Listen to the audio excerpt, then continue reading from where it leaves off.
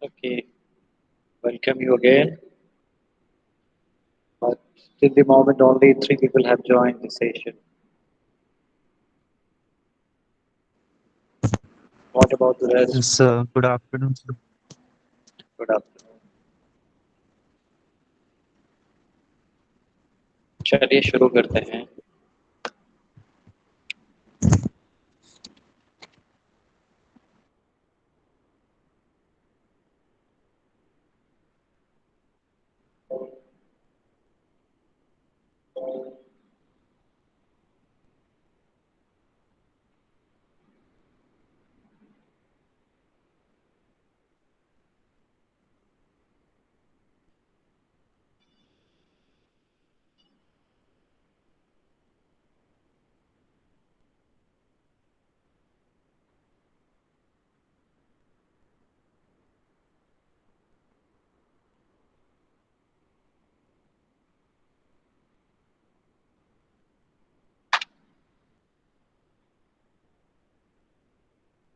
Okay so आज हम बड़ा ही कॉमन टॉपिक पे बात करने जा रहे हैं जिसके बारे में मुझे लगता है कि आप सभी बहुत अच्छे तरीके से अवेयर होंगे.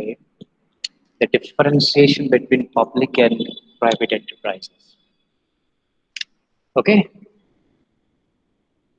Public Yes, and yes. Private sectors. Let's begin with. I think I need much of the consideration from your side to defining the term public sector and private sectors. Can anybody amongst you come up with your concept related with the public sector? How do you mean by the public sector?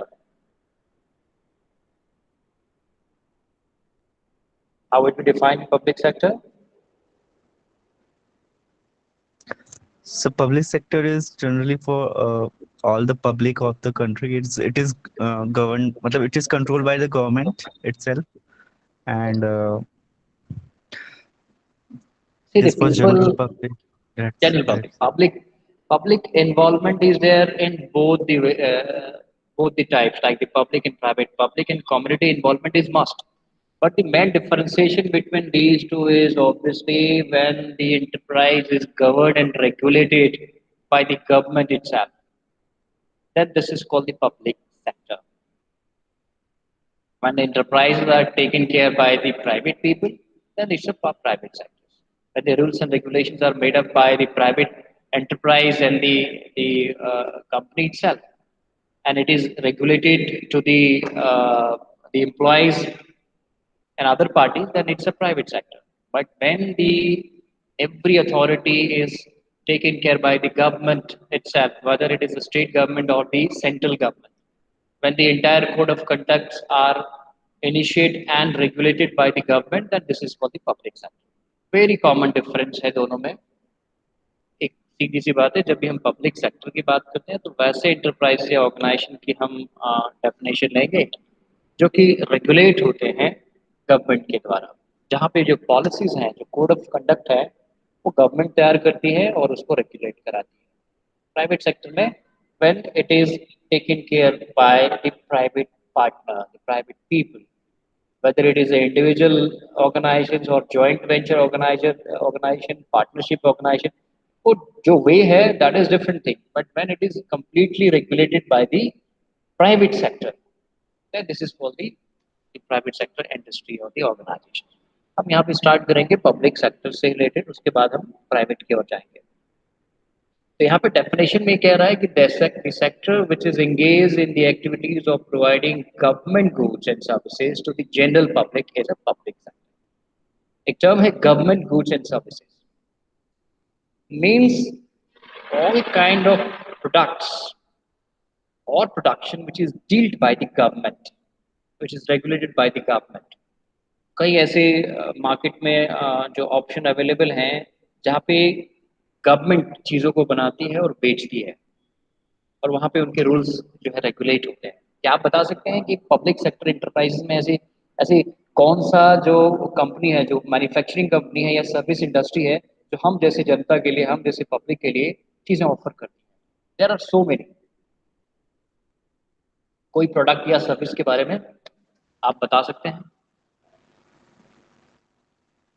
so medical. Sir हाँ. Sir Bharat Sanchar Nigam limited, BSNL। Obviously बिल्कुल सही है। The company the public sector undertaking है, आगे चल के बताएंगे undertaking क्या होती है या फुल्ली ऑन्ड गवर्नमेंट कंपनी क्या होती है, आगे की स्लाइड्स में है वो।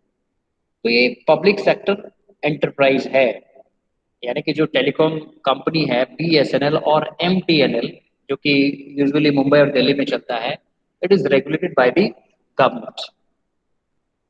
एक सर्विस सेक्टर में हो गया। कोई मैन्युफैक्चरिंग सेक्टर में बता सकते हैं, जो प्रोडक्ट बनाती है, सर्विसेज में डील नहीं करती है, कि what are different companies which are available in the market place who offers the goods, the manufacturing to the general public.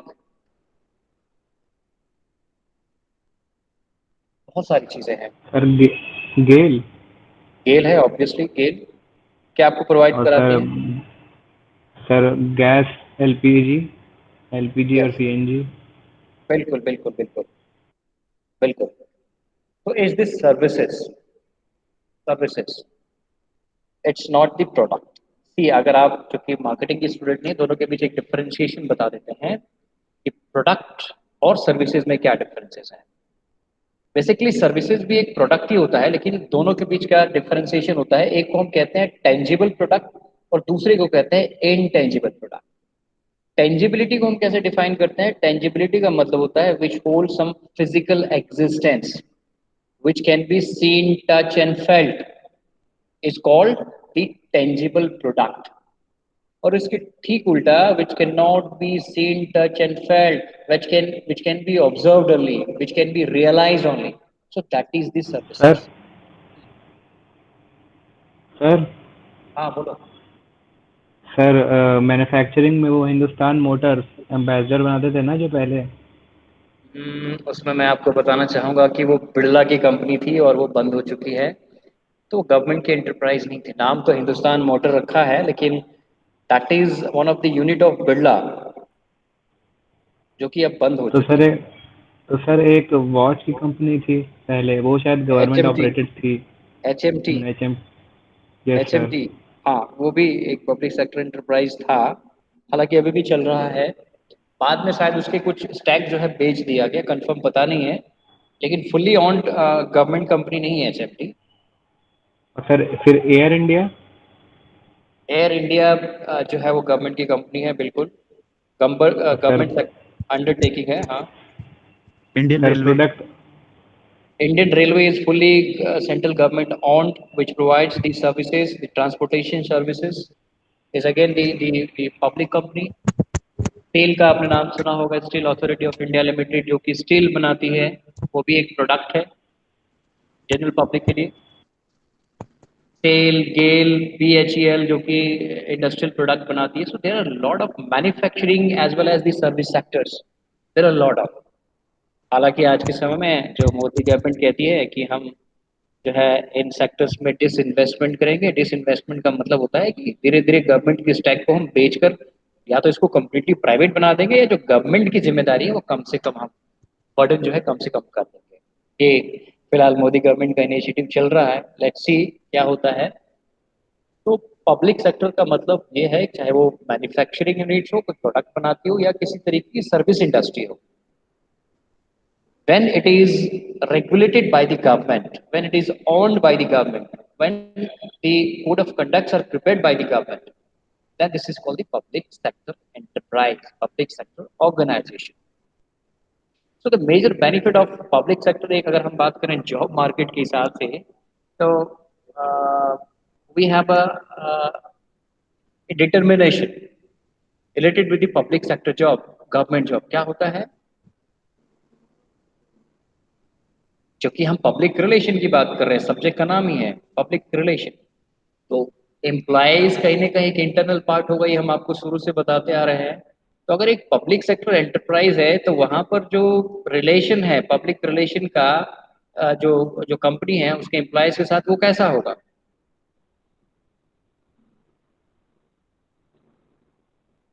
हमारी क्या। तो पब्लिक हाँ बोलो। एम्प्लॉयज के साथ, तो मतलब ऑब्वियसली जैसे कि एक नॉर्मल कंपनी बिहेव करती है, उस तरह उसका भी एक पब्लिक रिलेशन होगा, मतलब ऑब्वियसली नॉर्मली होगा डिफरेंट क्या होगा उसमें मतलब? नॉर्मल ये होगा बट सेटिस्फैक्शन होगा, ये सबसे बड़ा जो मेजर हाँ, डिफरेंस है हमारे। वो गवर्नमेंट में ज्यादा सेटिस्फेक्शन होता है, वो तो यहाँ इंडिया का है, लेकिन हर जगह वो नहीं है, हर जगह नहीं, नहीं।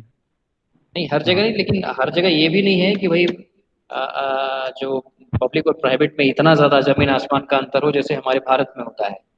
वहां पे अगर कोड ऑफ कंडक्ट बनाया जाता है तो पब्लिक और प्राइवेट दोनों को इक्वल बनाया जाता है, लेकिन हमारे यहाँ ऐसा नहीं है। हमारे यहाँ लोग अभी भी गवर्नमेंट सेक्टर की जॉब में ज़्यादा अपनी रुचि दिखाते हैं, क्योंकि उनको लगता है कि गवर्नमेंट सेक्टर की जॉब में एक तो सेटिस्फैक्शन है, जो गवर्नमेंट की पॉलिसी है एंटरप्राइज के लिए वो बड़ा फेयर है, और जो नियम के मुताबिक हमें मिलना चाहिए वो मिल जाएगा, हम चिटेड नहीं होंगे। तो इस वजह से आज भी हमारा जो है रुझान गवर्नमेंट सेक्टर की जॉब में ज़्यादा होता है और वो ज़्यादा वैल्यूएबल होता है। As per our Indian parents and the people, the traditional people, they believe that the job of peon is much better than the job of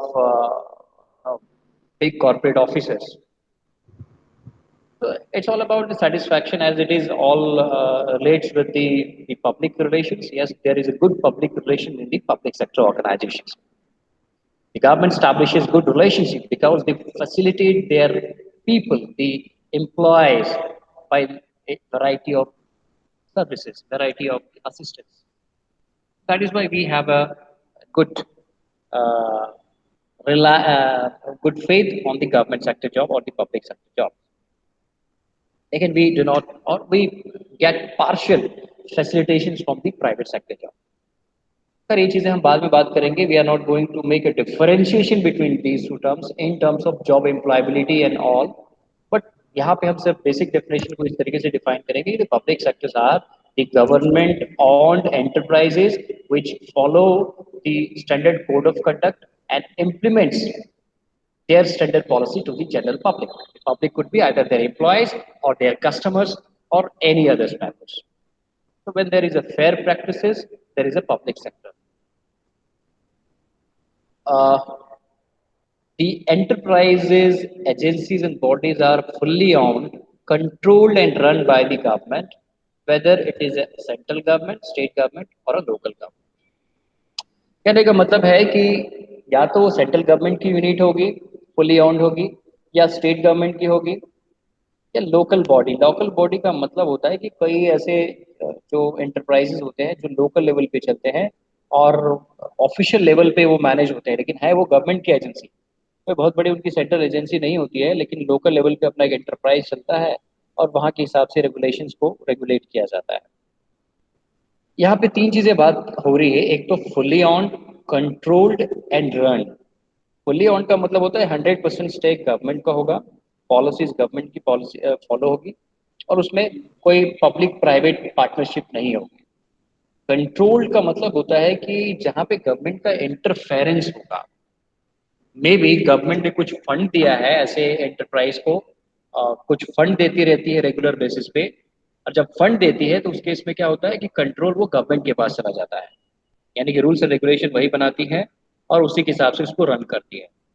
कुछ ऐसे ऑर्गेनाइजेशन होते हैं जहाँ पे public partnership, public private partnership का concept follow किया जाता है। कहने का मतलब है कि मिनिमम 51% का जो स्टैक होता है, जो शेयर होता है, वो गवर्नमेंट का होता है। मेक श्योर हम गवर्नमेंट का उसको तभी कह पाएंगे जब उसमें मिनिमम 51 का हो। उसके बाद 49 या उससे ज़्यादा, सॉरी उससे कम जो शेयर होता है वो हम प्राइवेट पार्टनर्स को बेच दिया जाता है। वो कोई भी स्टेक होल्डर हो सकता है, हम जैसे, आप जैसे, कोई भी हो सकता है। तो उसको मार्केट में, शेयर मार्केट में वो रजिस्टर्ड करके वो इशू कर देती है। लेकिन एक गवर्नमेंट ऑर्गेनाइजेशन को उसका गवर्नमेंट का दर्जा देने के लिए मिनिमम जो है 51% का स्टैक होल्ड करना चाहिए। अगर वो 51 से कम में आ जाता है तो वो माइनॉरिटी में आ जाएगा, वो फिर गवर्नमेंट एजेंसी नहीं कहलाएगी। तो अगर वो पब्लिक प्राइवेट पार्टनरशिप का कंसेप्ट है, जिसको हम पब्लिक सेक्टर अंडरटेकिंग कहते हैं, उसके अंदर रेगुलेशन सारा गवर्नमेंट का होता है, पॉलिसी सारी गवर्नमेंट की फॉलो की जाती है, लेकिन उसमें प्राइवेट पार्टनर्स भी इन्वॉल्व होते हैं, जिसको हम स्टेक होल्डर कहते हैं, जिसको हम शेयर होल्डर कहते हैं। ऐसे कई एजेंसी, जैसे आपने कहा BSNL, आपने कहा MTNL, तो ये जो BSNL या MTNL है, ये फुली ऑन गवर्नमेंट एजेंसीज नहीं है, इनको हम कहते हैं पब्लिक सेक्टर अंडरटेकिंग। ये जो शब्द आ गया अंडरटेकिंग, अंडरटेकिंग का मतलब होता है कि it is regulated by the government but it is not fully owned by the government. Minimum 50%, 51% stake is there, remains with the government, and the rest 49% is sold out as a share to the different shareholders, different parties. जो कि आप पैसा लगाते हैं, आप में आपका जो उसमें हिस्सेदारी है, जितना ज़्यादा आपकी पार्टनरशिप है, जितने ज़्यादा आप कंपनी के शेयर करते हैं, उतना ज़्यादा हिस्सेदारी आपका कंपनी के प्रति बढ़ जाता है। लेकिन मिनिमम 51% आपका जो गवर्नमेंट के साथ रहता है रिमेन। और ऐसे गवर्नमेंट पब्लिक सेक्टर को हम क्या कहते हैं? Public sector undertaking, undertaking. ठीक है, ये आगे चल के हम स्लाइड्स में बताएंगे। तो ऐसे इंटरप्राइजेज या तो स्टेट गवर्नमेंट ऑन करती है, या सेंट्रल गवर्नमेंट करती है, या फिर लोकल अथॉरिटी करती है। अब यहाँ पर तीन जो डिफरेंट अभी हम बात कर रहे थे आपको, वो तीन डिफरेंट जो कैटेगरीज हैं पब्लिक सेक्टर का, वो डिफाइंड है। एक तो डिपार्टमेंटल अंडरटेकिंग जिसको हम कहते हैं पब्लिक सेक्टर अंडरटेकिंग, एक स्टेटरी कॉर्पोरेशन होता है, एक गवर्नमेंट कंपनी होता है। अब देखो तीनों में डिफरेंस क्या होता है। डिपार्टमेंटल अंडरटेकिंग, जस्ट अभी हमने आपको बताया था कि departmental undertakings are those public sector enterprises which is not fully owned by the central or the state government. The minimum of 51% share is remaining with the government, and the rest 49% is goes to the different shareholders. Entire policies is made up by the government itself, but when it's all about the decision making process, they invite the other shareholders also. Difference क्या है दोनों में? अगर मेरी 51% का stake holder है undertaking company में, तो मैं मालिक तो जरूर हूँ, लेकिन हर तरह का डिसीजन मैं नहीं ले सकता। मैं रूल्स एंड रेगुलेशन तो जरूर बनाता हूँ, लेकिन रूल्स एंड रेगुलेशन को बनाने और उनको इम्प्लीमेंट करने से पहले अपने जो स्टेक होल्डर्स हैं, जो अपने बिजनेस पार्टनर्स हैं, जो 49% का स्टेक हमने जो शेयर मार्केट में बेचा है, तो हम उनको इनवाइट करेंगे। हाँ, ये जरूरी नहीं है कि share holder as a share holder हम और आप सभी कंपनी के लिए पैसा लगाते हैं, लगा सकते हैं, लेकिन इसका मतलब ये नहीं कि कंपनी का अगर 10 शेयर हमने खरीद दिया 1000 रुपये का इन्वेस्टमेंट करके, पर शेयर 100 रुपये का इन्वेस्टमेंट करके, तो मैं कंपनी का जो है इम्पोर्टेंट हिस्सा हो गया और मुझे भी कंपनी जो है वो डिसीजन मेकिंग के लिए बुला लेगी। नहीं, अगर आपकी कंपनी के पास 20% 25% शेयर होती है अकेले, तब आप उसमें एक एक्टिवेट पार्टनर माने जाएंगे और हर डिसीजन मेकिंग प्रोसेस के लिए गवर्नमेंट आपको इनवाइट करेगी। तो जो पब्लिक सेक्टर अंडरटेकिंग या डिपार्टमेंटल अंडरटेकिंग पब्लिक कंपनीज होती हैं, उसमें जो ऑनरशिप होती है वो पूरी की पूरी गवर्नमेंट की नहीं होती है, बल्कि कई प्राइवेट पार्टनर्स का होता है, जिसका हिस्सा जो है वो खरीदते हैं कंपनी का और हर डिसीजन मेकिंग में अपना कंट्रीब्यूशन करते हैं। अब चलिए बात करते हैं ऐसे सारी कंपनीज की। जैसे आपने कहा BSNL, बिल्कुल वो डिपार्टमेंटल अंडरटेकिंग्स हो गया, MTNL अंडरटेकिंग्स हो गया, गेल अंडरटेकिंग हो गया, BHEL भेल जिसको कहते हैं वो अंडरटेकिंग हो गया, ONGC वो अंडरटेकिंग हो गया, steel steel authority of India limited वो अंडरटेकिंग हो गई। ठीक है, सारे जितने आपके बैंक्स हैं जिसको हम गवर्नमेंट सेक्टर बैंक कहते हैं, all banks are the undertaking banking organisations. सिर्फ स्टेट बैंक ऑफ इंडिया जो होता है वो फुली ऑन कहा जाता है, क्योंकि उसमें मोर देन 90% स्टैक जो होता है वो गवर्नमेंट का है। और सही शायद इसी वजह से आप अगर आप एक SBI में अगर आप विजिट करते हैं, तो जो वहाँ के एम्प्लॉयज होते हैं उनका बिहेवियर आपको डिसअपॉइंट करता है। क्यों? क्योंकि वो पूरी तरीके से गवर्नमेंट के स्टाफ हैं। लेकिन Yes. दूसरे जो बैंक्स हैं वहाँ पे आपको अच्छा ट्रीटमेंट दिया जाता है, क्योंकि वो फुली ऑन नहीं है। आप बात करें चाहे पंजाब नेशनल बैंक की, इंडियन ओवरसीज बैंक, अब तो बैंक 12 तक ही सीमित रह गया है और इसको और भी कम करने की अभी चल रही है प्लानिंग गवर्नमेंट की। तो ये जितने भी पब्लिक सेक्टर बैंक हैं इनको हम कहते हैं public sector undertaking. Punjab national bank हो गया, बैंक ऑफ बड़ौदा हो गया, इंडियन ओवरसीज बैंक हो गया, यूनाइटेड बैंक हो गया, सेंट्रल बैंक हो गया, ये सारे के सारे जितने भी बैंक्स हैं जो बचे हुए हैं अभी, वो सारे के सारे अंडरटेकिंग कंपनीज हैं। यानी कि 51% मिनिमम गवर्नमेंट का स्टेक्स है, बाकी 49% शेयर होल्डर्स का होता है। तो these public sector companies are called the government undertaking companies. because the complete ownership do not remains with the government only. ठीक है। अब स्टेटरी कॉर्पोरेशन क्या होते हैं वो बताते हैं। अब वैसे कंपनी जिसपे गवर्नमेंट जो है डायरेक्टली इंटरफेयर नहीं करती है, वो पूरा का पूरा उसको क्या कहते हैं अडॉप्ट नहीं करती है, वो क्या करती है सिर्फ फाइनेंस करती है, चाहे वो पार्शियल फाइनेंस हो या फुली फाइनेंस हो।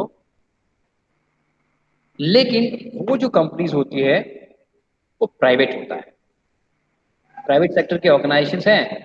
जैसे फॉर एग्जांपल आपको टीचिंग में ले लेते हैं, टीचिंग में इस तरीके के एंटरप्राइजेस मिलते हैं which is controlled by the government, but that organisation is not the government agency, that institute is handled and regulated by a private partner.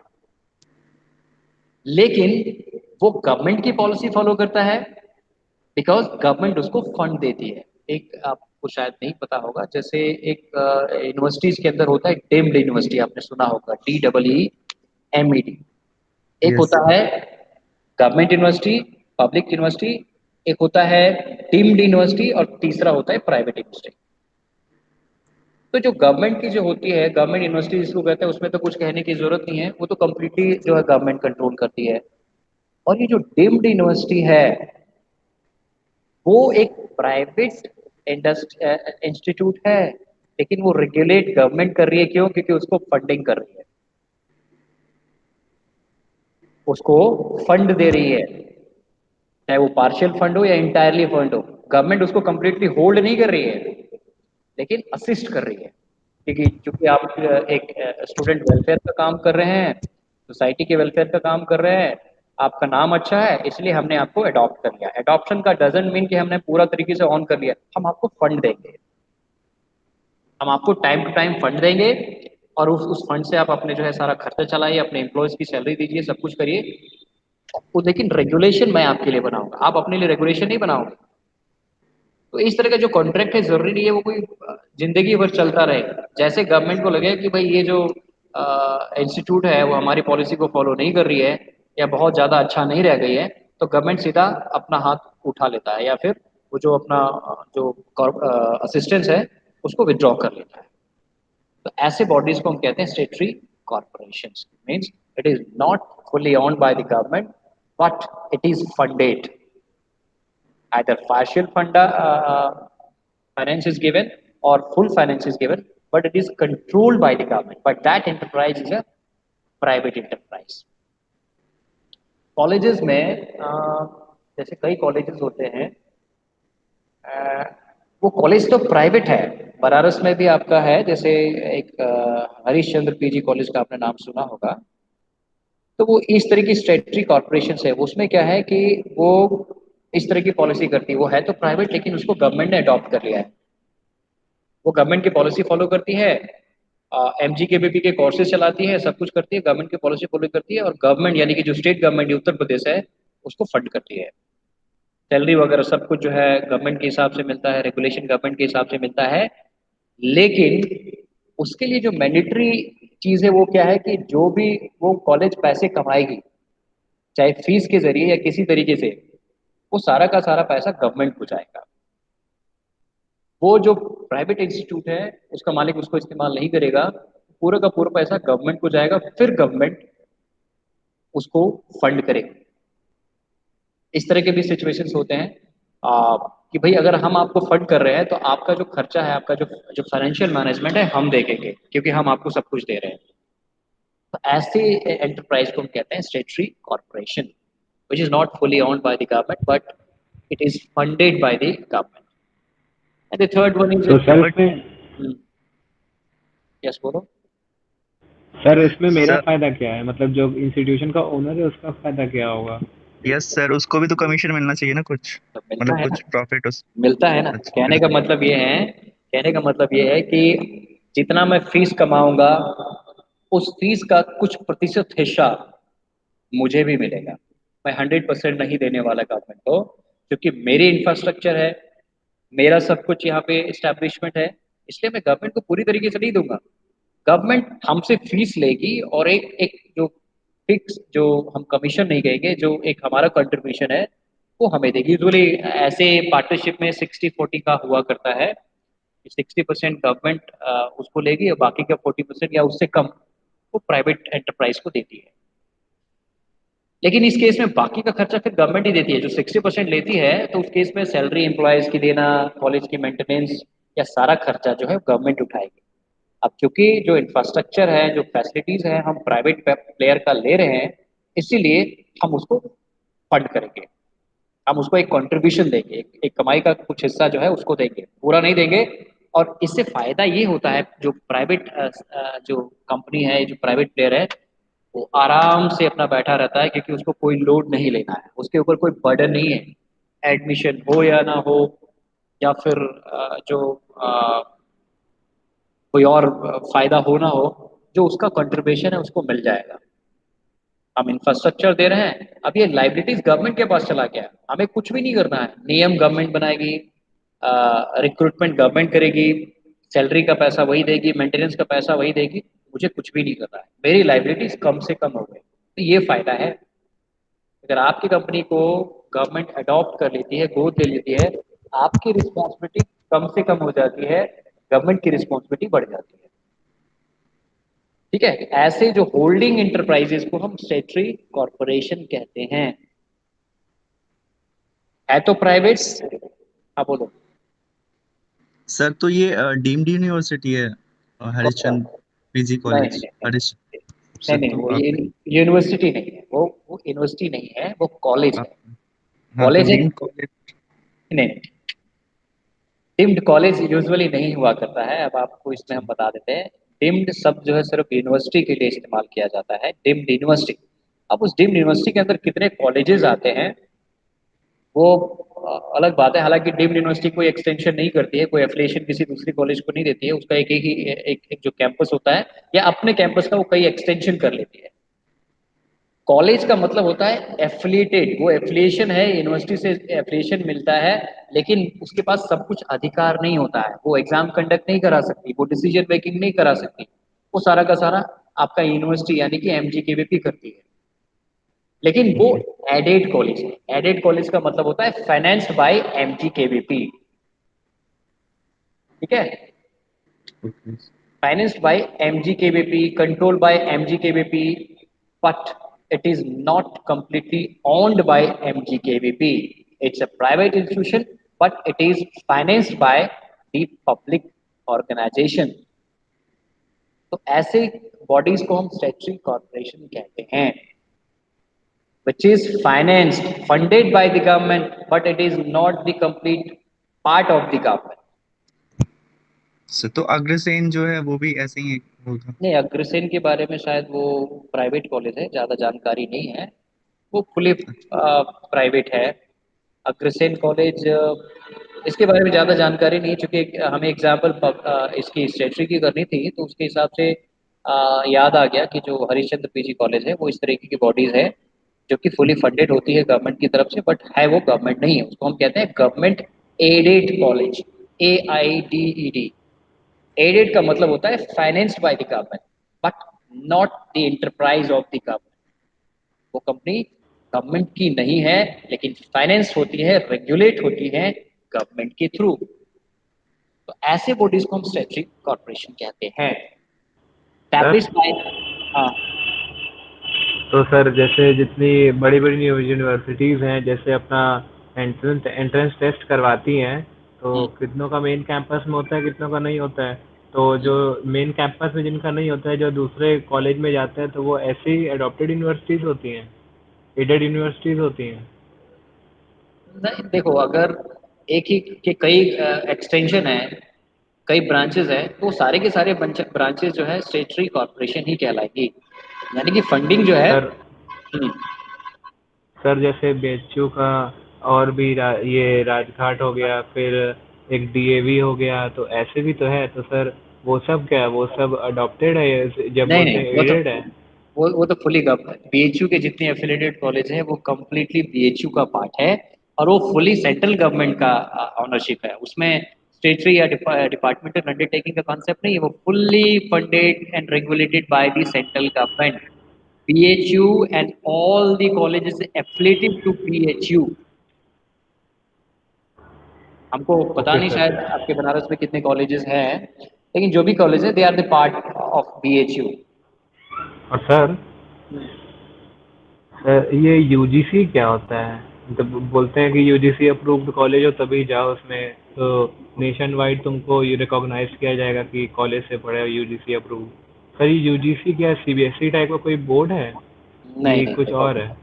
बताते हैं UGC क्या है। इसका जो फुल फॉर्म होता है यूनिवर्सिटी ग्रांट कमीशन, विश्वविद्यालय अनुदान आयोग। वो क्या है कि पूरे इंडिया के अंदर जितने भी यूनिवर्सिटीज हैं और उससे रिलेटेड जो एफिलिएटेड कॉलेज है उसकी गवर्निंग बॉडीज है। जैसे हर चीज की गवर्निंग बॉडी होती है, जैसे अगर हम बैंकिंग इंडस्ट्री की बात करें तो RBI जो है उनकी गवर्निंग बॉडी है, जो उनके लिए रेगुलेशन बनाती है, सारा नियम कानून बनाती है, इम्प्लीमेंट कराती है। अगर हम इंश्योरेंस सेक्टर की बात करें तो IRDA जो है गवर्निंग बॉडीज है, वो इंश्योरेंस सेक्टर के लिए रेगुलेशन बनाती है। तो उसी तरीके से जो एजुकेशनल इंस्टीट्यूशन को जो रेगुलेट करने के लिए जो UGC है वो एक गवर्निंग बॉडीज है, यानी कि तो शिक्षा सर जगत में। हाँ। तो सर जैसे स्कूल्स में ये है सीबीएसई हो गया, आईसीएसई हो गया, वैसे ही कॉलेज के लिए ये एक बिल्कुल गवर्निंग बॉडी हो गई, मतलब गवर्निंग इसके बॉडीज, सिलेबस और एफिलिएशन के हिसाब से ही कॉलेज में सारा काम होगा एजुकेशन सारा से काम होगा, रिलेटेड। सारा काम होगा। सिलेबस अलग अलग हो सकता है लेकिन सिलेबस का जो अप्रूवल है वो UGC देगी। उसके बिना आप काम नहीं कर सकते। आप अपने मतलब ऑर्गेनाइजेशन की जो पॉलिसी है वो इनकी पॉलिसी के हिसाब से बनाएंगे, आप अपना नहीं बना सकते। तो UGC की है एक एजुकेशनल गवर्निंग बॉडी है, जो कि सेंट्रल गवर्नमेंट की एक ऑर्गेनाइजेशन है, जिसका काम है कि पूरे इंडिया के अंदर जितने भी यूनिवर्सिटीज और कॉलेजेस हैं उनको रेगुलेट करने के लिए लॉज बनाना और उसको इम्प्लीमेंट भी कराना। ठीक है, ये काम होता है UGC का। तो सर जो यूजीसी अप्रूव्ड नहीं है उनका क्या? उनकी वैल्यूशन नहीं है, खत्म हो गई बात, वो तो फेक कॉलेज। उसके लिए कोई और बॉडी नहीं है उसके लिए? जैसे अपना कॉलेज यूजीसी अप्रूव्ड है, बिल्कुल है। तो सर जैसे किसी कॉलेज का अगर नहीं हुआ तो फिर उसका कुछ जैसे उसके डिग्री और सर्टिफिकेट का कुछ वैल्यू होगा कि नहीं? इंडिया के अंदर तो नहीं होगा, इंडिया में बिल्कुल भी नहीं होगा, क्योंकि वो हमारी governing body, important governing body, अगर कॉलेज उसी से अपडेटेड नहीं है, उसी से लाइसेंस नहीं है, तो ऐसे डिग्रीज की वैल्यू नहीं होती है। मेक तो श्योर। सर अब्रॉड में होगा कि नहीं है? अब्रॉड पे डिपेंड करता है कि वो आपके डिग्री को वैल्यूज देते हैं, आपके नॉलेज को वैल्यू देते हैं, उतना मायने नहीं रखता है। लेकिन इंडिया में UGC का होना सबसे इम्पोर्टेंट है। अगर आपकी डिग्री UGC अप्रूव डिग्री नहीं है तो उसकी वैल्यू इंडिया में नहीं होती है, उसको हम फेक डिग्री मानते हैं। भले ही आपका कॉलेज फेक नहीं हो, जैसे वो चला रहा हो, लेकिन अगर वो अप्रूव नहीं है तो उसकी डिग्री की रिकग्निशन नहीं मिलती है। कहीं पे भी जॉब मार्केट हो या कहीं पे भी है, उसका वैल्यूशन खत्म हो जाता है। समझे? Yes sir. सर जैसे वो मूवी आई थी फालतू, तो उसमें उन लोग ने एक ऐसे ही कॉलेज खोल दिया था, हम्म, तो अप्रूव नहीं था तभी डिग्री का उतना वैल्यू नहीं था उन लोग का। हाँ तो बस वही हाल। तो अच्छा। UGC ओके जो सर। है एजुकेशन गवर्निंग बॉडी है, वो पॉलिसी बनाती है, एजुकेशन पॉलिसी बनाती है और उसको लागू करवाती है। तो जो कॉलेज उसके नियमों को मानता नहीं है या उसके हिसाब से चलता नहीं है, उसकी डिग्री की रिकग्निशन नहीं रहती इंडिया में। वो हमारी एजुकेशन गवर्निंग बॉडी है, समझ गए? Yes sir. ठीक है, तो लास्ट वाला जो तीसरा है गवर्नमेंट कंपनीज, ये तो आपको समझ में नहीं आ गया होगा। गवर्नमेंट कंपनीज तो क्या होता है, वो सारी कंपनीज जो कि फुली ऑन्ड होते हैं, फुल्ली फंडेड होते हैं, फुल्ली अडॉप्टेड होते हैं। यहाँ पे कोई पार्टनरशिप नहीं है, कोई सिर्फ फंडिंग का काम नहीं होता है, बल्कि कम, चाहे वो आपका लॉज हो या फिर जो इंफ्रास्ट्रक्चर हो या जो एम्प्लॉयज की मैनेजमेंट हो, जो मेंटेनेंस हो, everything is carried out by the government itself. वो गवर्नमेंट या तो, हाँ, BHU exam. Which is the central government organisation जो कि फुल्ली फंडेड है 100%। यहाँ पे कोई स्टेक होल्डर नहीं होता है। MGKVP आपकी स्टेट यूनिवर्सिटी है उत्तर प्रदेश की, fully on and governed by the UP government. ठीक है, ऐसे बहुत सारे कंपनीज हैं जो कि फुल्ली फंडेड होता है, उसके अंदर कोई दूसरे का स्टैक नहीं होता है, पॉलिसी दूसरे का अडॉप्ट नहीं होता है, उसको गवर्नमेंट कंपनीज कहते हैं। तो तीनों में से कौन सा अच्छा है, आप बताइए। Which one is better for you?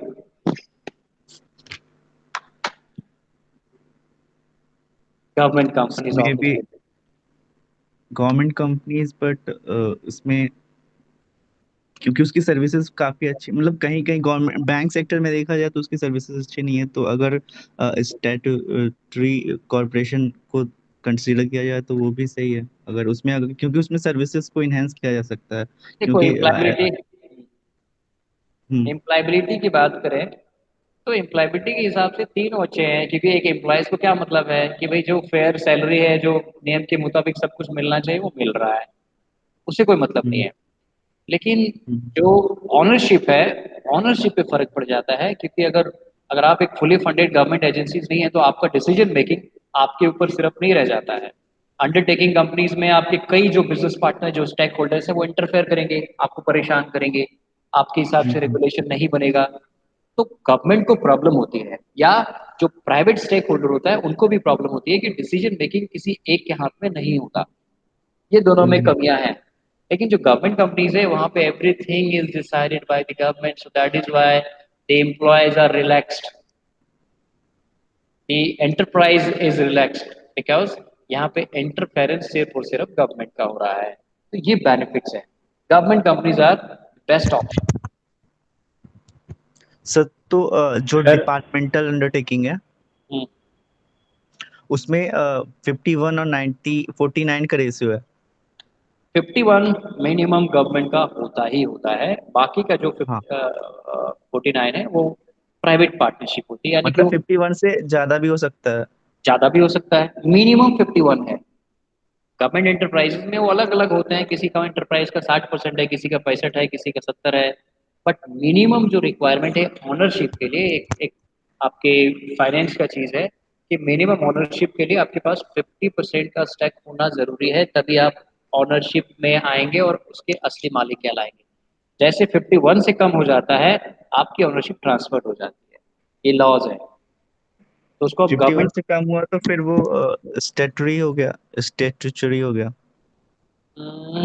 मान सकते हैं, बिल्कुल अच्छा। मान सकते हैं। समझ गए? तो ये तीन जो डिफरेंट कैटेगरीज हैं वो आपके पब्लिक सेक्टर एंटरप्राइज हम कहते हैं। आज के लिए हम समझते हैं इतना ही काफ़ी है। और कुछ इसमें पूछना है तो पूछ लीजिए, we have 3 to 4 minutes.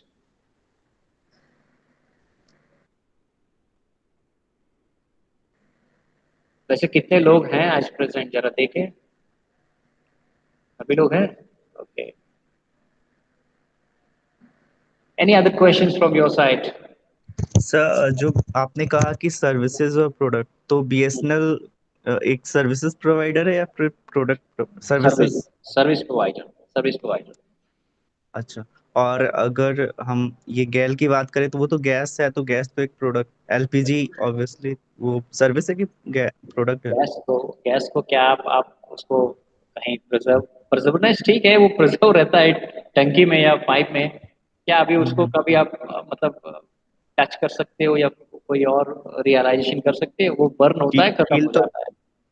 Feel तो कर सकते हैं ना, टेंजिबल है, फेल्ट, हाँ, फील कर सकते टेंजिबिलिटी हम उसको मान सकते गैस कैसे फील करोगे?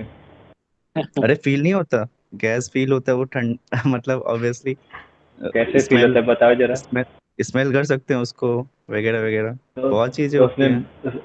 उसमें इथेन होती है, इसलिए नहीं तो गैस भी तुम फील या अरे तो स्मेल उसका नहीं कर स्मेल सकते। होता है ना, उसका एक पर्टिकुलर स्मेल होता है, वो होता है ना, ओवरऑल तो उसका होता है ना, अगर देखा जाए तो। हाँ, अगर उसके आग को पकड़ के अगर महसूस करना चाहो तब टेंजिबिलिटी दिखेगी, वहां पे आग लग सकता है। लेकिन बाकी ओके। की चीजों में हम उसको सिर्फ कंज्यूम करते हैं, तो ये कंप्लीट आपका जो टेंजिबल सर्विस, नहीं माना जा सकता है इसको। इंटेंजिबल, हाँ, इंटेंजिबल। Intangible okay. टेलीकॉम तो आपका कंप्लीटली जो है इंटेंजिबल हो सकता है, कम जो टेलीकॉम हम्म सर्विसेज होते हैं उसमें टेंजिबिलिटी कहीं नहीं होता है। तो वो हम्म सर्विस है intangible, which can not be seen, touch and fact. तो आप आसानी से ओ, कैटेगराइज कर सकते हैं दोनों के बीच कि टेंजिबल और इंटेंजिबल कौन है। टेंजिबिलिटी का मतलब ये होता है जिसको हम छू सकते हैं, देख सकते हैं, महसूस कर सकते हैं, जिसको हम प्रिजर्व कर सकते हैं, वो आपकी टेंजिबल हो सकती हैं। जो चीज़ें हम छू देख या महसूस नहीं कर सकते हैं, महसूस कर सकते हैं, जिसको हम रियलाइज कर सकते हैं लेकिन स्टोर नहीं कर सकते, जिसके पास कोई फिजिकल एक्सिस्टेंस नहीं होता है उसको हम कहते हैं इंटेंजिबल प्रोडक्ट, और इंटेंजिबल प्रोडक्ट को ही हम सर्विसेज के नाम से जानते हैं। आपको पढ़ाते पढ़ाते बहुत सारा चीज़ है, मार्केटिंग का भी फंडा सिखा देंगे, ये सब्जेक्ट आपका मार्केटिंग का ही रिलेटेड है। ठीक है, ओके तो आज के लिए यहीं पे वाइंड अप करें।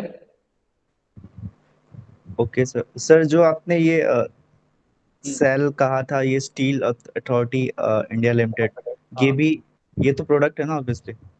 ऑब्वियसली मैन्युफैक्चरिंग इंडस्ट्री है, स्टील बनाती है, स्टील तो आप आराम से छू सकते हैं, महसूस कर सकते हैं, देख सकते हैं तो ना।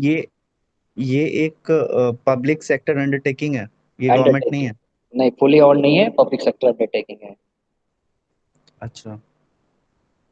अच्छा सर, ये बीएसएनएल वगैरह जो है, इसमें मैक्सिमम जो प्राइवेट शेयर है वो किसका लगा है, मैक्सिमम प्राइवेट शेयर? ये एक बार जैसे इसका गवर्नमेंट का 51। 51 से भी ज्यादा हो सकता है, एक बार उसको देखना पड़ेगा, उसके बारे में कंफर्म नहीं है। मिनिमम हमने बता दिया 51 होगा, उससे ज्यादा भी हो सकता है। वो आपको शायद बीएसएनएल के वेबसाइट में या उसके बारे में जहाँ पढ़ोगे वो आपको देखने को मिल जाएगा, बीएसएनएल के बारे में सर्च आउट कर लोगे, या फिर लिख लेंगे कि भाई टेक परसेंटेज ऑफ बीएसएनएल, आपको बता देगा। या जो contribution, stack contribution of BSNL, ऐसा कुछ लिखेंगे तो आपको पूरा का पूरा वो बता देगा कि कितना उसके अंदर बीएसएनएल का गवर्नमेंट का स्टैक है, कितना प्राइवेट प्लेयर का स्टैक है। तो वो कंफर्म अभी मेरे पास जानकारी नहीं है इसके बारे में, वो चीज़ एक बार सर्च आउट करना पड़ेगा, है ना, सर मिनिमम।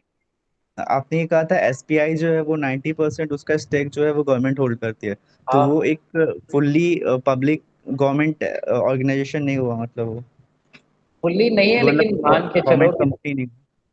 90% है, तो अब 90% आप समझ रहे हो, 90% एक बहुत बड़ा स्टैक होता है। हम चलो एक तरह से नहीं माने, वो अलग बात है, लेकिन 10% का इंटरफेरेंस बहुत ज्यादा नहीं होता है, तो वो चलता है। तो उसको पब्लिक सेक्टर अंडरटेकिंग कहेंगे या फिर गवर्नमेंट सेक्टर कहेंगे? तो कहा तो गया है पब्लिक सेक्टर अंडरटेकिंग ही, ये अभी भी हम्म केस में ये कंफर्म नहीं है कि 100% ऑनरशिप गवर्नमेंट के पास नहीं है ना, इसीलिए हम हम्म अंडरटेकिंग ही कहते हैं, इसको फुल्ली ऑन नहीं कहते, क्योंकि मैक्सिमम शेयर गवर्नमेंट का है, इसीलिए लोग इसको कंप्लीटली गवर्नमेंट मान लेते हैं। लेकिन कोई भी, सर हाँ, सर जैसे आप बोले ना गवर्नमेंट अंडरटेकिंग, तो सर इंडियन रेलवेज को भी गवर्नमेंट अंडरटेकिंग बोल सकते हैं? 100%, 100%। सर सर जैसे जैसे इंडियन रेलवेज में अभी लास्ट 1 या 2 साल में 2-3 ट्रेन ऐसी हैं जो प्राइवेट कंपनी अभी ऑपरेट कर रही हैं, तो सर उसमें थोड़ा शेयर तो अब फिर दूसरी प्राइवेट कंपनीज का भी आ गया। मैक्सिमम तो मैक्सिमम शेयर, मैक्सिमम थोड़ा नहीं, मैक्सिमम शेयर वो प्राइवेट का रहता है, इसलिए तो उसको प्राइवेट वही कहते हैं। लेकिन किसमें सर? लेकिन सर अभी अरे वो दो चार चला है ना प्राइवेट, जैसे वो क्या नाम है, ट्रेन ट्रेन तेजस नाइन, एक्सप्रेस। तेजस एक्सप्रेस, वो नहीं, काफी वो अच्छा हाँ ट्रेन 18 तो गवर्नमेंट ही रन कर रही है। बेनिफिट हाँ। गवर्नमेंट कर रही है। नहीं, नहीं, नहीं, एक बार अच्छे से पढ़ना। Sir sir sir Vande Bharat जो है वो तो सर गवर्नमेंट ही ऑपरेट करवा रही है ना अभी, वाराणसी से दिल्ली, फिर दिल्ली से कटरा। सर नहीं, नहीं, नहीं, एक हमको डाउट एक लग रहा एक तेजस एक सर तेजस एक्सप्रेस है जो अभी गवर्नमेंट ऑपरेट नहीं कर रही है, मुंबई से चलती है अहमदाबाद या यही मतलब उसी बेल्ट में कहीं, है। नहीं, उसका हमको स्टैक परसेंटेज ईस्टर्न नहीं है, रेलवे में, लेकिन वेस्टर्न रेलवे में। ये जो ट्रेन 18 है, ये 100% गवर्नमेंट तो नहीं है, जहाँ तक हमको पूरी जानकारी है, पार्टनरशिप तो है इसके अंदर, क्योंकि इस तरीके का वो जो, सर हाँ, वो सर मैन्युफैक्चरिंग में थोड़ा होगा क्योंकि चेन्नई में बनी है, तो कोई प्राइवेट कंपनी आई होगी हाँ, थोड़ा कहीं ना इन्वेस्टमेंट कहीं करने के लिए। और उसमें इन्वेस्टमेंट तो है प्राइवेट का, फुल्ली वो गवर्नमेंट फंडेड नहीं है। वो सब जितने भी ये जो लग्जरियस ट्रेन आ रहा है ना, ये सब फुल्ली गवर्नमेंट तो कोई हो ही नहीं सकता है। एक बार इसको भी सर्च आउट करके देख लेना, पता चल सर जाएगा, हम भी देख लेंगे। सर अभी जो बुलेट ट्रेन बन रही है, अभी सर जो अभी इंडिया में बात चल रही है ना कि बुलेट ट्रेन कंप्लीट होगा तो हाइपर लूप बनाएंगे, हाइपर लूप में तो पूरा स्पेस एक्स इन्वेस्ट कर रहा है इंडिया के साथ मिलके, तो वो सर गवर्नमेंट अंडरटेकिंग हो सकता है। वो अंडरटेकिंग ऑब्वियसली होगा, क्योंकि उतना बड़ा इन्वेस्टमेंट गवर्नमेंट खुद नहीं करेगी, उसको फंड क्योंकि कर रही सर है हाई इंटरनेशनल। क्योंकि सर एक 1 किलोमीटर का खाली बुलेट ट्रेन का ट्रैक बनाने में 120 करोड़ रुपया लग जाता है, तो सर हाइपर लूप का और ज़्यादा है। तो वो गवर्नमेंट नहीं बियर अप नहीं कर पाएगी, उसमें क्या है कि कई जो इंटरनेशनल कंपनीज होती है ना, वो भी फंड करते हैं, इससे बुलेट के लिए जापान गवर्नमेंट जो है वो फंड कर रही है। सर हाँ 50,000 करोड़ का दिया था उन्होंने, तो ये सारा फंडिंग होती है इंस्टॉलमेंट में जो आ रहा है। वो गवर्नमेंट नहीं रह जाएगी, कंप्लीटली गवर्नमेंट नहीं रह जाएगी, उसका स्टैक जो है ऐसे पार्टनर्स को जाएगा। गवर्नमेंट जो जो पार्टनर्स हैं उनको सारा का सारा जो प्रॉफिट है वो शेयर किया जाएगा। Sir UCC sir UC sir जैसे यूजीसी जो है। ओके पूछ। सर जैसे NHAI का जो रोड्स बनाते हैं, हाईवे, प्राइवेट कंपनी से बनाती है, फिर कितना साल, 5-10 साल खुद ही वहाँ पे टोल टैक्स लेती है, वसूल करती है और पूरा अपना खर्चा निकालती है, उसके बाद गवर्नमेंट को दे के चली जाती है, तो वो भी सर गवर्नमेंट अंडरटेकिंग हो गया ना एक तरह से। बिल्कुल बिल्कुल अंडरटेकिंग हो गया वो, बिल्कुल अंडरटेकिंग है। जहाँ सर पे यूजीसी। हाँ सर बोल रहे क्या बोल रहे हैं? बोलो बोलो तुम बोलो। सर यूजीसी जो है वो केवल यूनिवर्सिटीज को एफिलिएट कर मतलब उसको अ, मतलब लाइसेंस अप्रूव करती है उसका, या फिर वो कॉलेज को भी अप्रूवल देती है? सी यूनिवर्सिटी मेन अप्रूवल यूनिवर्सिटी का होता है। आपका कॉलेज जो है एफिलेटेड है वो किसी यूनिवर्सिटी से है, हाँ आप एक हाँ किसी वही। यूनिवर्सिटी के पार्ट हैं। तो जो हाँ हाँ। एफिलिएशन होता है वो कॉलेजेस को नहीं दी जाती है, वो यूनिवर्सिटी को दी जाती है। और यूनिवर्सिटी से हम्म। जितने भी कॉलेजेस एफिलेटेड हैं वो अपने आप वो अप्रूव्ड हो गए। जब यूनिवर्सिटी हाँ आपकी अप्रूव हो गई, जैसे जैसे हाँ आपका कोर्स हाँ एमजी के बीपी से है ना? हाँ हाँ। तो yes MGKVP is recognised by the UGC. तो जब यस। MGKVP हो गई तो एसएमएस अपने आप रिकग्नाइज्ड हो गया, तो समझ गए? एसएमएस को अलग से नहीं लेना पड़ेगा ना, ऐसा कुछ नहीं, नहीं है? अलग से कुछ नहीं लेना पड़ेगा, वो यूनिवर्सिटी से देखना पड़ता है उसको। हाँ, अगर ये सर एक। कोई हाँ प्राइवेट सर एक। यूनिवर्सिटी हो गई यस सर। तो प्राइवेट यूनिवर्सिटी को फिर डायरेक्ट यूजीसी से लेना पड़ता है। अच्छा प्राइवेट को लेना पड़ता है, लेकिन यूनिवर्सिटी को लेना पड़ता है ना, कॉलेज को? नहीं, अच्छा कॉलेज जैसे जैसे शारदा यूनिवर्सिटी हो गया जो दिल्ली में है, वो डायरेक्ट यूजीसी से डायरेक्ट लेगी। डायरेक्ट यूजीसी से, डायरेक्ट यूजीसी से। तो ऐसा कोई मतलब कॉलेज है जो शारदा यूनिवर्सिटी से एफिलिएटेड भी हो सकता है, या फिर वो अपना यूजुअली एक्सटेंशन? यूजुअली यूजुअली जो है प्राइवेट यूनिवर्सिटी को यूजीसी एक्सटेंशन नहीं देती है। कहने का मतलब है कि आप कॉलेज एफिलिएट नहीं करोगे, आप अपना कैंपस भले एक से दो, दो से चार कर सकते हो, लेकिन ओके। कॉलेज को एफिलिएशन नहीं दोगे। ये यूजीसी का एक गाइडलाइन है, इसलिए प्राइवेट यूनिवर्सिटी का कोई एफिलिएशन कॉलेज को नहीं मिलता है। प्राइवेट और डीम दोनों को नहीं मिलता है, केवल दोनों गवर्नमेंट को ही गवर्नमेंट मिलेगा? को मिलता है, गवर्नमेंट को मिलता है। ओके। अच्छा सर जो AICTE जो पीजी के लिए होता है, पोस्ट ग्रेजुएशन के लिए, वो अलग से होता है ना एक? सिर्फ पीसी के लिए नहीं। अब तो सारा का सारा क्लब हो रहा है। अब एक कॉमन, ना तो यूजीसी अलग से जानी जाएगी या फिर एआईसीटी अलग से जानी चाहिए, अब वो क्लब्ड हो गया। अब नए उसको हम जो है नेशनल एजुकेशन पॉलिसी एनटीए के एनटीपी के नाम से हाँ हम हाँ। जानेंगे। वो अब क्लब्ड हो गई, जो यूजीसी और एआईसीटी थी ना वो क्लब्ड हो गई। एआईसीटी क्या होता है, वो सिर्फ टेक्नोलॉजी से रिलेटेड है। जो डिग्रीज होते हैं, जो टेक्नोलॉजिकल कॉलेजेस होते हैं, जैसे इंजीनियरिंग हो गया, जैसे कंप्यूटर साइंस हो गया, जैसे एमबीए वगैरह हो गया, तो ऐसे हम्म टेक्निकल और प्रोफेशनल डिग्रीज को मान्यता देती है। और हम्म। एआईसीटी के केस में एआईसीटी कॉलेजेस को भी देती है इंडिविजुअली, और यूनिवर्सिटीज को भी देती है। अगर आप एक यूनिवर्सिटी है तो यूनिवर्सिटीज अगर टेक्निकल कॉलेज रन कर रहे हैं तो आपको एआईसीटी से डिग्री की जरूरत, एप्लीकेशन की जरूरत पड़ती थी। अगर आप इंडिविजुअल कॉलेज भी हैं तो उस हम्म। केस में अगर आप इंजीनियरिंग कोर्सेज या एमबीए एमसी इस तरह के कोर्सेज रन कर रहे हैं तो आपको एआईसीटी से अलग से लेना पड़ेगा, समझ गए? अच्छा जैसे बीटेक हो गया उसके लिए AICT से लेना पड़ेगा, लेना पड़ेगा यूजीसी आप। यूजीसी नहीं, से नहीं? यूजीसी से मतलब नहीं है, आपको लेना पड़ेगा। ये अच्छा। अब हिस्ट्री हो गया, क्योंकि इस साल से नई पॉलिसी लागू हो गई है। एआईसीटी का दर्जा खत्म हो गया, अब सिर्फ एक पॉलिसी होगी, यूजीसी और एआईसीटी क्लब हो गया है। नेशनल अच्छा एजुकेशन पॉलिसी के नाम से जानी जाएगी और वही सारा डिसाइड करेगी। एआईसीटी तो अलग से। इससे पहले अगर मैनेजमेंट या प्रोफेशनल या टेक्नोलॉजी का करना होता था तो AICT, अगर कॉमन कोर्स डिग्री वाला करना होता था तो यूजीसी, इससे पहले बिल्कुल ऐसे बिल्कुल होता? बिल्कुल सही है। अच्छा अच्छा सर एक क्वेश्चन और है।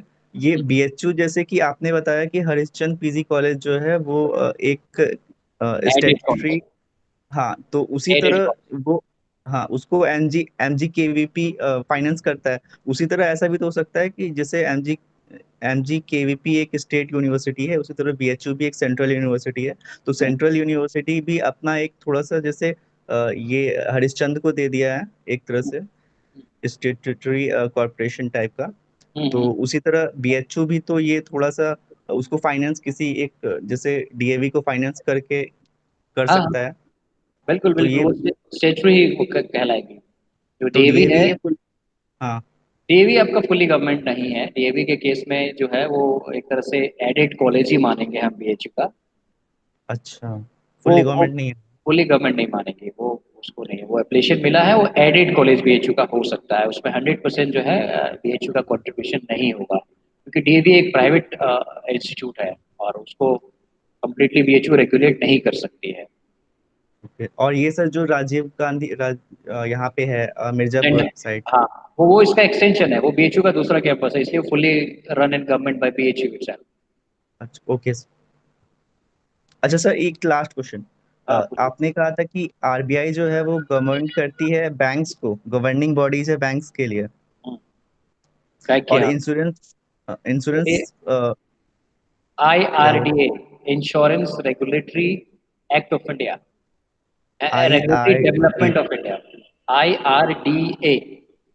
अच्छा, ये गवर्नमेंट गवर्निंग बॉडी है इंश्योरेंस के लिए, उसी तरह हाँ, यूजीआई एजुकेशनल पॉलिसीज के जी जी लिए। ओके। जी। Okay thank you. ठीक है, तो आज के लिए यहीं पे वाइंड अप करते हैं, फिर मिलते हैं नेक्स्ट डे। ठीक है, थैंक यू। Thank you.